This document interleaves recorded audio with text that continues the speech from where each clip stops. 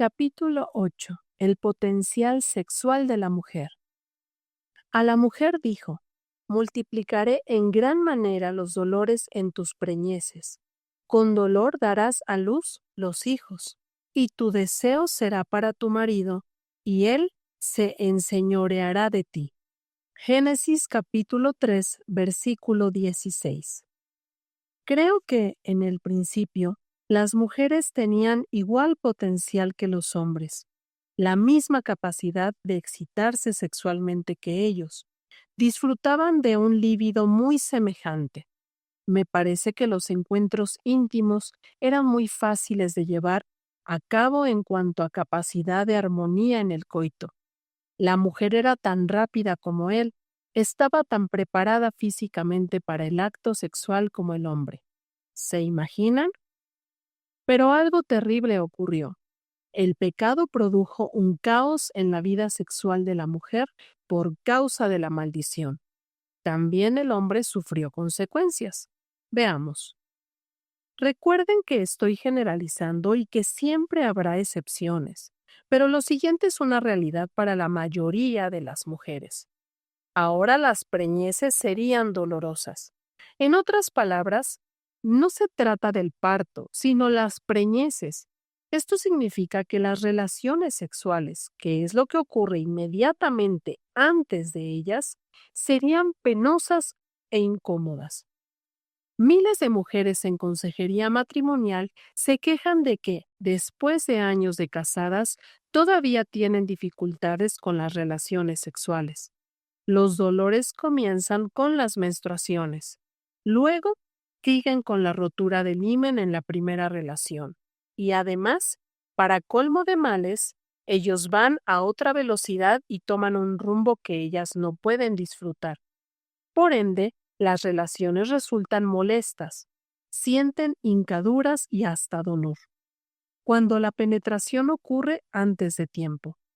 Las mujeres tratan de explicárselo a sus esposos, pero a estos se les hace difícil de entender y hasta se ponen de mal humor. Ellas, para evitar problemas, muchas veces se resignan y deciden soportar las dolencias y hasta fingir que están disfrutando, solo por complacer a sus maridos. Qué triste. Después de la caída, la mujer depende enteramente del amor, de la paciencia y de la comprensión de su marido, para esperar por ella, para excitarla y prepararla para el coito. Las cosas cambiaron después del pecado, y ahora ambos tenemos que asumir las consecuencias. No hablo sobre el dolor de dar a luz, porque eso, sí, todos siempre lo han entendido. Pero es interesante el tratar de imaginar cómo hubieran sido los partos sin dolor, de verdad. Como los mismos teólogos encuentran que es difícil la traducción de esta palabra del hebreo, pues yo pongo mi opinión sobre la mesa. Creo que ella se refiere al deseo sexual. Tu deseo será para tu marido. Significa que a ella se le redujo su deseo sexual y aumentó el de él.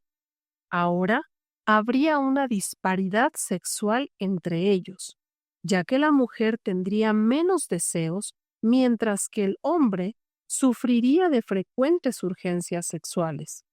Es como si Dios le hubiera restado a ella y lo que le quitó a la mujer se lo aumentó a él.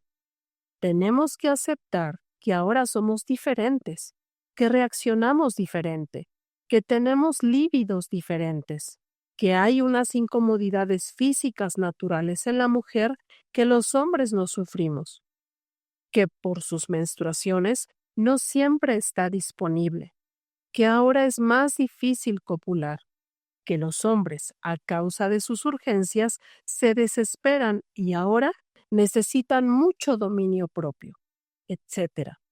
Esto sigue confirmando que la mujer ahora dependerá enteramente del amor, de la paciencia y de la comprensión de su marido. Como anteriormente se dijo, si queremos ser felices sexualmente, tendremos que aceptar la realidad que el pecado provocó. Redención sexual.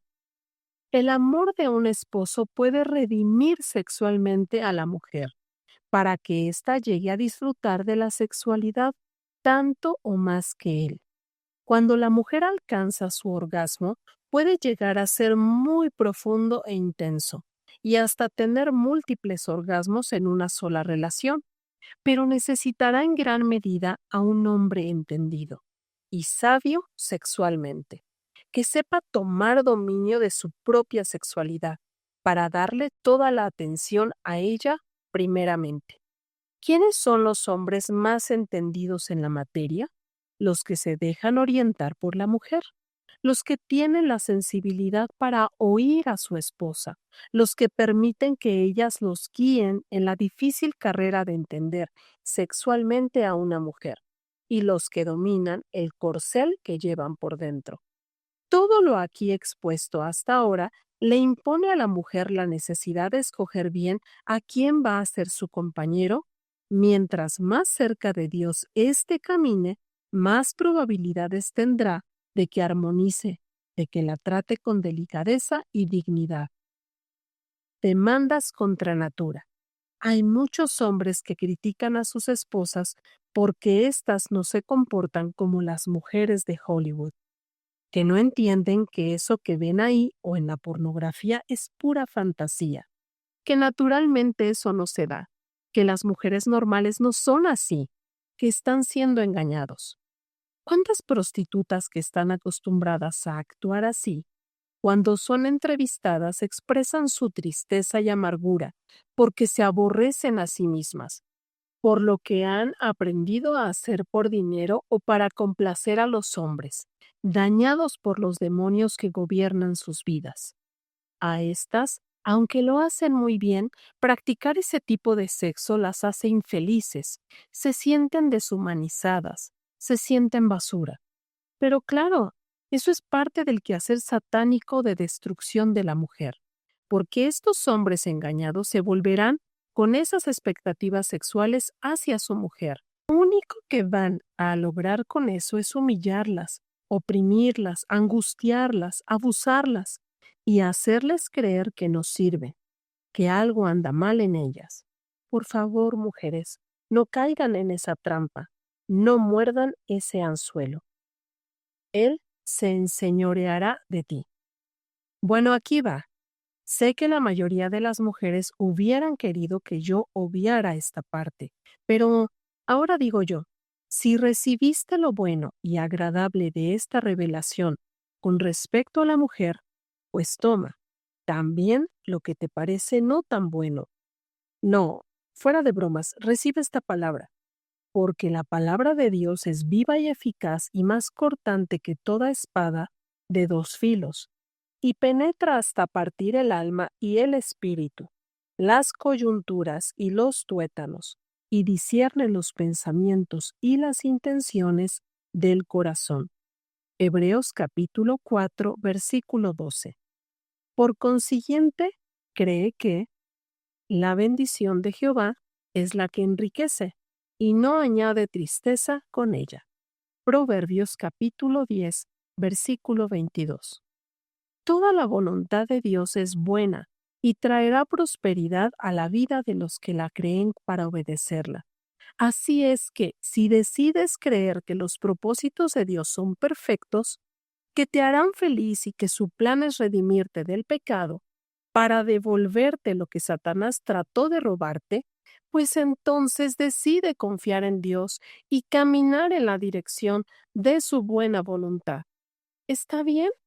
Primeramente debo aclarar que este asunto del señorío de los hombres es una cuestión de orden.